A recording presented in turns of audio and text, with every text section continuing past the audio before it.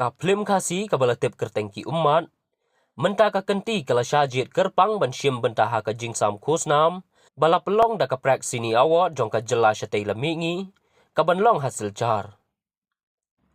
La kermen ru baka kenhun jong ka film ki umat, kin yok priang hadu saw teli ki kusnam, kata ka best film award,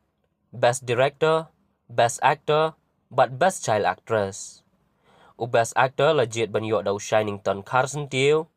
but child actress dai Hebret Bansara Patau.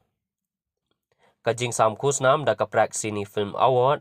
kan long ha ka arpen riu tarik gulber hasil car. Kubisi gue di pipa doro, ada berarti teman kebakrau ne bani tu ia pi ba ka film jongi kabang ya kerteng ki umat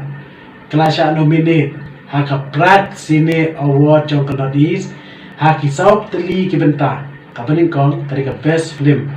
ka ba ar best director ka balai best actor ya ka bala sya nominate dari Shining Ton Carson Teo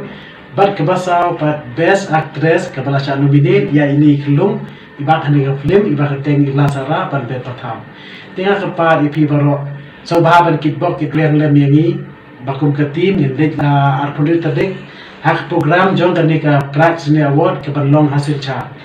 tingi kwa ale ngi kermen mo ba na pleng kita kisau teli kijing sa jin jongi di sa nubidin baladang iyo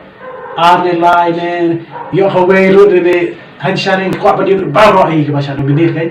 te ne kerpat epi baru penggit pok kitwe ini so bahaban pinia kitbok kam hila kan yo ban ra ti khusna mo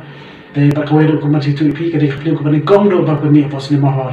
te ngata cik men sa ban ong ba ni cha no bidit kum ta mo ka akan notis bakawai